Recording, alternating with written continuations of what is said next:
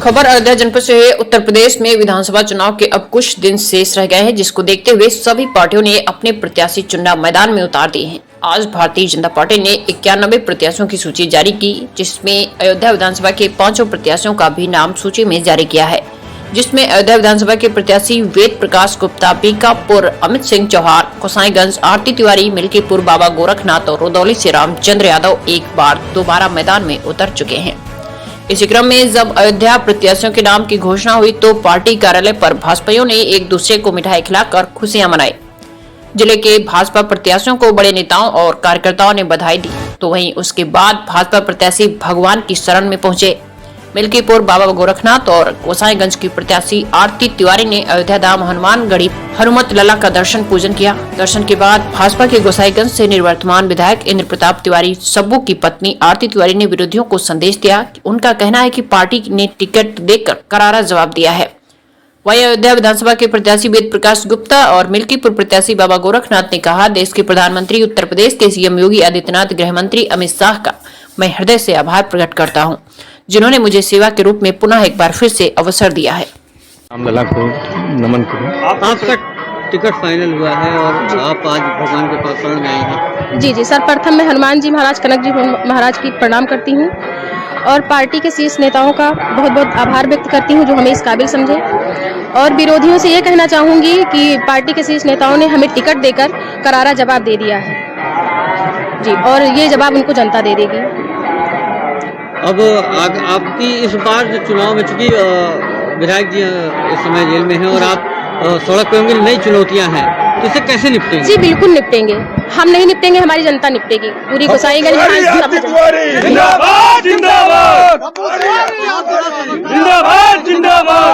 आपके प्रति है, बहुत लोग आपके और विधायक जी की फोटो को लेकर के लगातार टिकट की मांग कर रहे थे। आज टिकट भी फाइनल हुआ। ये जनता का प्रेम है जो दिख रहा है और ये 10 तारीख को पता चल जाएगा।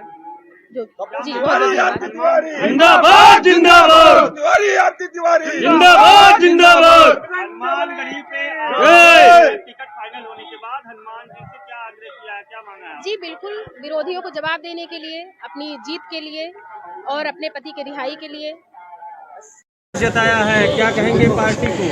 मैं सबसे पहले अपने मिल्कीपुर की जनता को, वहाँ के ईमानदार कर्मठ एक एक कार्यकर्ता को प्रणाम करता हूँ कि जिन्होंने मेरे बारे में लड़ाई यहाँ से लेकर दिल्ली तक संदेशा भेजा कि पुनः गोरखनाथ बाबा को मिल्कीपुर का प्रत्याशी बनाया जाए, और शीर्ष नेतृत्व ने मुझे फिर पर भरोसा जताया है और मिल्कीपुर से फिर से भारतीय जनता पार्टी का मैं प्रत्याशी बनकर बना हूँ।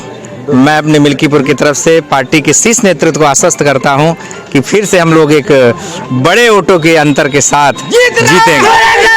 ऐसा क्या बचा है जो अगली बार जीतने के बाद अगर आप जीतते हैं तो जनता को वो सारी चीजें देंगे, क्या उपलब्धियां होंगी इस बार? पंडित दीनदयाल उपाध्याय जी का सपना था कि अंतिम व्यक्ति पे खड़े व्यक्ति का कैसे उद्धार हो, कैसे उसके चेहरे पे मुस्कान आए। उसका हम लोगों ने 70% इम्प्लीमेंट कर दिया है। जो बचे सपने हैं, उन गरीबों के उन सपनों को पूरा करना है और देश को जिस तरीके से उत्तर प्रदेश को योगी जी के राज में भयमुक्त किया है, लोगों का विश्वास योगी जी पर है, ये विश्वास इसी तरीके से बना रहे, ऐसी मैं अपनी जनता जनार्दन से बहुत विनम्र प्रार्थना करता हूँ। बाबा भैया अब की बार टिकट मिलने के बाद सर्वप्रथम महाबली का दरबार है, पूरे विश्व के लोग आते हैं, तो तुरंत जैसे टिकट मिला हम लोग सीधे महाबली के दरबार में आए। कुछ मांगा नहीं, बस आशीर्वाद यही कहा कि जो आशीर्वाद आपका मेरे ऊपर बना है, यही आशीर्वाद निरंतर हमारे ऊपर बना रहे, यही आशीर्वाद मैंने मांगा। यही जीत का मूल मंत्र है। इस बार फिर यानी कि आप मांगे किस आधार पे, जब क्षेत्रीय जनता पूछे किस आधार पे आपको वोट दें और क्यों जिताएं? दूसरी पार्टी की अलग अलग चीजें, बहुत सारे मुद्दे हैं। पूरे प्रदेश को जिस तरीके से भयमुक्त रखा है, लड़ाई झगड़ा और छोटे मोटे दंगों जिस तरीके से होते हुए इस शासन में नहीं हुई है, और गरीबों को जिस तरीके से आवास, राशन, पेंशन